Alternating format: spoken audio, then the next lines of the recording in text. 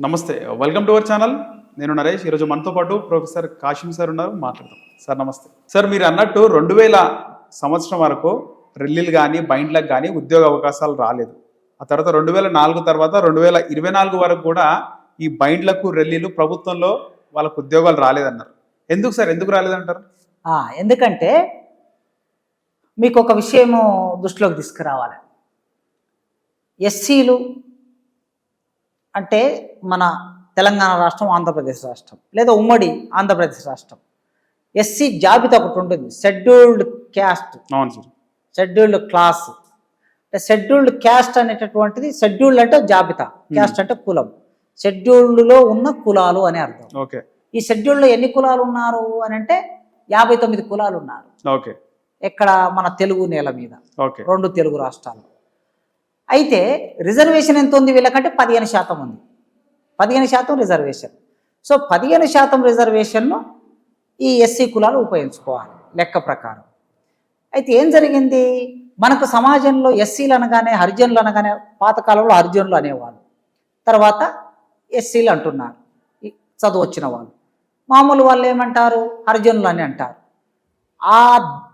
ఈ 2 పదాలు కాకుండా సాహిత్యంలోకి వచ్చేసరికి ఏమైంది, దళిత్ అనే పదం వచ్చింది. దళిత సాహిత్యం, దళితులు, దళిత పోరాటం అనేది వచ్చింది. ఇట్లా మనం చూస్తే కొద్దిగా ఒక 1000 సంవత్సరాలు వెనక్కి వెళ్ళి చూస్తే మనము ఈ తెలుగు నేల మీద సాహిత్యంలో వచ్చినటువంటి పుస్తకాలను పరిశీలించి చూస్తే ఎవరి ప్రస్తావన ఉంది సాహిత్యంలో అన్నప్పుడు, సాహిత్యంలో కూడా మాలవాళ్ళ ప్రస్తావనే ఉంది ఎక్కువగా. మాదిగల ప్రస్తావన లేదు అక్కడ. మాలల ప్రస్తావన ఎక్కువగా ఉంది. ఎందుకు ఇట్లా ఉంది అని కొద్దిగా చారిత్రకంగా ఆలోచిస్తే, ఎస్సీలు అంటే ఆ రోజుల్లో హరిజనులు అంటే అందరు ఏమనుకున్నారు, మాలోళ్ళే అని అనుకున్నారు. హరిజనులు అంటే మాలోళ్ళు అనుకున్నారు. ఇంకా మాదిగోళ్ళు ఉన్నారు, ఇంకా చాలా కులాలు ఉన్నాయని ఆ రోజు కూడా తెలియకపోయి ఉండవచ్చు. అందుకే శ్రీకృష్ణదేవరాయలు అనే ఒక కవి ఉన్నాడు మనకు, రాజు. ఆయన ఒకప్పుడు తెలుగుదేశానికి పెద్ద రాజు, ఆయన తెలుగు ప్రాంతానికి విజయనగర సామ్రాజ్య అధినేత, చక్రవర్తి ఆయన.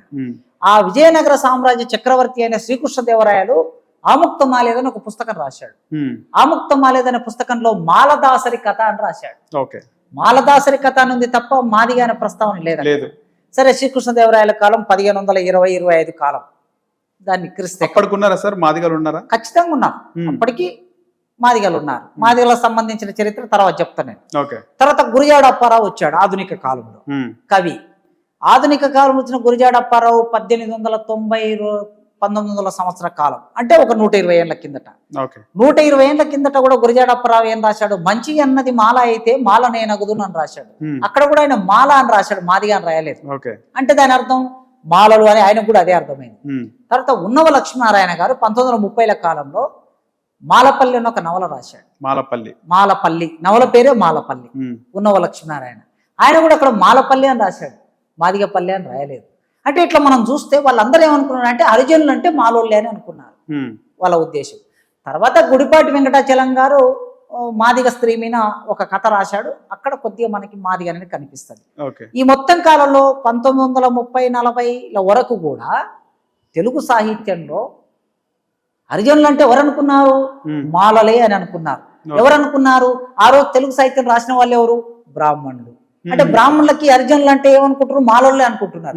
మరి మాదిగోళ్ళు ఎందుకు తెలియదు వాళ్ళకు అని అంటే, మాలలు రాజులు ఉంటే రాజులకు దగ్గరగా ఉండేవాళ్ళు. అంటే వాళ్ళ వృత్తి అది, వాళ్ళు చేసే పని అది. ఇప్పుడు కూడా అంతే కదా సార్. ఆ రోజుల్లో శ్రీకృష్ణదేవరాయలైనా లేదా కాకతీయ రాజుల కాలంలో కూడా కాకతీయ రాజులకు దగ్గరగా ఉన్నారు, సైనికులుగా ఉన్నారు, సైన్యానికి నాయకత్వం కూడా వహించారు మాలలు. కనుక ఏంటి, రాజరికానికి దగ్గరగా ఉన్నారు వీళ్ళు. కనుక రాజరికానికి దగ్గర ఉన్నప్పుడు రాజు వెంటనే ఎవరిని ఆలోచిస్తాడు, మాలలు ఆలోచించాడు. అదే విధంగా కొద్దిగా బ్రిటిష్ వాళ్ళు వచ్చారు. బ్రిటిష్ వాళ్ళు వచ్చినాక కూడా వీళ్ళు ఎవరికి దగ్గరగా ఉన్నారు అంటే, సహజంగా బ్రిటిష్ ప్రభుత్వ అధికారులకు దగ్గరగా ఉన్నారు.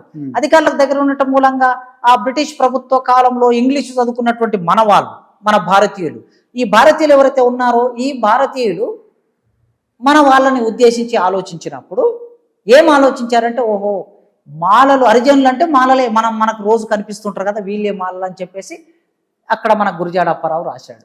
అట్లే ఉన్నవ లక్ష్మీనారాయణ కూడా రాశాడు. అయితే ఎప్పుడైతే గుర్రం జాషువా అని ఒక కవి వచ్చాడు, గుర్రం జాషువా తెలుగు సాహిత్యంలో అద్భుతమైన కవి గుర్రం జాషువా. ఈ గుర్రం జాషువా తెలుగు సాహిత్యాన్ని మొత్తం మలుపు తిప్పాడు. ఎందుకు మలుపు తిప్పాడంటే, ఆయన చమార్ కులంలో పుట్టాడు, మాదిగ కులంలో పుట్టాడు. మాదేపల్లి. గుంటూరు జిల్లా ఓకే. వినుకొండ గ్రామంలో. ఎప్పుడైతే మాదిగ కులంలో పుట్టాడో ఆయన చాలా ప్రతిభ ఉన్నటువంటి వాడు. కవిత్వాన్ని గొప్పగా రాశాడు. గబ్బిలం అనే కావ్యం రాశాడు, ఫిరదౌసి అనే కావ్యం రాశాడు, స్వీయ కథ అనే కావ్యం రాశాడు. ఇవన్నీ కావ్యాల్లో తన జీవితం గురించి చెప్పుకుంటూ వచ్చాడు. ఆయన జీవితం ఏమిటి? మాదిగ కులంలో పుట్టినటువంటి వాడు కనుక మాదిగ జీవితాన్ని అంతా కవిత్వంలోకి తీసుకొచ్చాడు. అరుంధతి సుతుండు అన్నాడు. అరుంధతి సుతుండు అని అంటే అరుంధతి నక్షత్రం అని చూపిస్తారు పెళ్లి అప్పుడు. పెళ్లి అయిన తర్వాత బయటకు తీసుకెళ్లి అబ్బాయికి అమ్మాయికి అరుంధతి నక్షత్రం చూడండి అంటారు. ఈ అరుంధతి ఎవరు? అరుంధతి ఒక మాదిగ బిడ్డ, మాదిగ అమ్మాయి. ఈ మాదిగ అమ్మాయిని ఎవరు చేసుకున్నారు? వశిష్ఠుడు అనేటటువంటి ఒక బ్రాహ్మణుడు చేసుకున్నాడు. అందుకోసమే వశిష్ఠుడు గొప్ప ఋషి. ఆ వశిష్ఠుడు ఈ అరుంధతి చాలా గొప్ప స్త్రీ అని, ఆమె పతివతరాలని చెప్పి చాలా ఆమెకు పేరు ఉన్నది. అందుకోసమే పెళ్ళైన కొత్తలో ఏం చూపిస్తారు? అక్కడ చూపిస్తారు చుక్క. అట్లా గుర్రం జాషువా మొట్టమొదటిసారి మాదిగ వాళ్ళ జీవితాన్ని గొప్పగా సాహిత్యంలోకి తీసుకొచ్చాడు. అదేవిధంగా తెలంగాణ ప్రాంతంలో చాలా సాహిత్యంలో దాశరథి రంగాచార్యులు రాసిన నవలల్లో ఇక్కడ మాదిగల గురించిన ప్రస్తావన ఉంటుంది. ఎందుకంటే తెలంగాణలో మాదిగలు ఎక్కువ మంది ఉంటారు కదా. అదే ఇంకా మిగతా నవల ప్రజల మనిషి అనే నవల వచ్చింది, వట్టికోట ఆలూరు స్వామి. ప్రజల మనిషి నవలలో కూడా తెలంగాణ మాదిగలకు సంబంధించిన ప్రస్తావన ఉంది. అదేవిధంగా వెట్టి మాదిగ అని ఒక కథ వచ్చింది ఈ తెలంగాణ ప్రాంతం నుంచి. ఈ వెట్టి మాదిగ అనే కథ భాగ్యరెడ్డి వర్మ అనేటటువంటి ఆయన రాశాడు. ఇట్లా మాదిగల ప్రస్తావన అనేది 1940ల తర్వాత సాహిత్యంలో బాగా పెరిగింది. అప్పుడు ఓహో హరిజనులు అంటే మాలలతో పాటు మాదిగలు కూడా ఉంటారు అనే ఐడియా సమాజానికి కలిగింది. ఎప్పుడు కలిగింది? 1940 నుంచి 30 తర్వాత కలిగింది. అంటే మాదిగొల్లు సమాజానికి తెలవడానికే ఇంత సమయం పడితే, ఇంకా 100 ఏళ్ళు కాలే తెలిసి, ఇంత సమయం పడితే 100 ఏళ్ళు అయింది. మామూలుగా 1930 అంటే ఇంకా మనం ఇప్పుడు 24లోనే 100 సంవత్సరాలు కూడా గడవలేదు. మరి మాదిగలు తెలవడానికే సమాజానికి ఇంత టైం పట్టిందంటే డక్కలొళ్ళు, సింధొళ్ళు, మాస్టోళ్ళు, బైండోళ్ళు, బుడగజంగోళ్ళు, బ్యాగరళ్ళు, మాలదాసరి వీళ్ళందరూ ఎట్లా తెలుస్తారు సమాజానికి? రెల్లి ఎట్లా తెలుస్తారు సమాజానికి? తెలియరు. అందుకోసం ఇప్పటికీ కూడా సమాజం ఏమనుకుంటది అంటే దళితులు అనగానే మాలలు మాదిగలు అనుకుంటారు. అట్లనే ఉంది కదా సార్. ఇప్పుడు మాలలకు అంబేద్కర్, మాదిగలకు బాబు జగజీవన్ రావు ఉన్నాడు.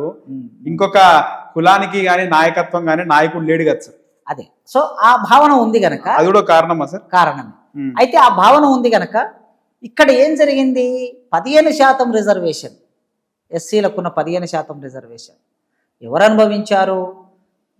రాజులకు దగ్గర ఉన్నటువంటి, బ్రిటిష్ వాళ్ళకు దగ్గర ఉన్నటువంటి, దొరలకు దగ్గర ఉన్నటువంటి మాలలు తొందరగా చదువుకున్నారు. వాళ్ళ తప్పేం లేదు.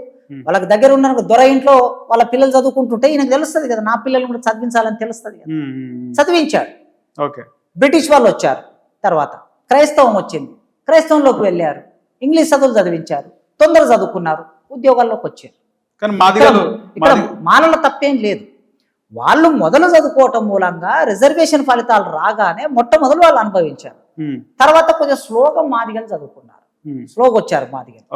ఈ మాదిగలు స్లోగా ఎందుకు అంటే తెలంగాణ ప్రాంతంలో మాదిగలు ఎక్కువ ఉంటారు. తెలంగాణ ప్రాంతంలో మాలలు 14 లక్షలు ఉంటే 2011 జనాభా లెక్కల ప్రకారం మాలలు 14 లక్షలు ఉన్నారు, మాదిగలు 29 లక్షలు ఉన్నారు. డబుల్ ఉన్నారు. కనుక ఈ తెలంగాణ ప్రాంతంలో ముస్లింల పరిపాలన కదా, ఇక్కడ క్రైస్తవం లేదు. ఆంధ్ర ప్రాంతంలో క్రైస్తవం ఉన్నది, అక్కడ క్రైస్తవం ఉంది కనుక మాలలు వెంటనే క్రైస్తవంలోకి వెళ్ళిపోయి ఆంగ్లం చదువుకున్నారు. ఇక్కడ క్రైస్తవం లేదు కనుక మాదిగలు వెళ్ళలేకపోయారు. ఇక్కడ ముస్లింల పరిపాలన కనుక వెనకబడి గ్రామంలోనే ఉండిపోయారు. ఇది ఒక కారణం. రెండో కారణం ఏమిటంటే మాదిగలకు ఒక వృత్తి ఉంది, ప్రత్యేకించి ఒక వృత్తి ఉంది మాదిగలు పని చేసుకొని బతకడానికి. తోళ్ల పరిశ్రమ. తోళ్ల పరిశ్రమను వృత్తిగా కలిగినటువంటి మాదిగలు చదువులోకి వెళ్ళలేకపోయారు. చెప్పులు కొట్టుకుంటూ జీవించడం, డప్పులు కొట్టుకుంటూ జీవించటం, తర్వాత తోళ్ల తిత్తులు తయారు చేయటం, తర్వాత వ్యవసాయానికి కావలసినటువంటి తోలు వస్తువులన్నిటిని తయారు చేయటం. చెప్పులు అవసరం లేని మనిషి ఉంటాడు ఎవరైనా గ్రామంలో, ప్రతి మనిషికి చెప్పు అవసరం కదా. కనుక అన్ని కులాల వాళ్ళకి, బాపనోళ్ళ నుంచి మొదలు పెడితే కింది కులాల వాళ్ళకి ప్రతి ఒక్కరికి చెప్పులు అవసరం. అందుకోసం అందరికి చెప్పులు కుట్టించి ఇవ్వాలి. ఇది ఒక ప్రధానమైన వృత్తి ఉండటం మూలంగా చదువులోకి వెళ్ళలేకపోయారు.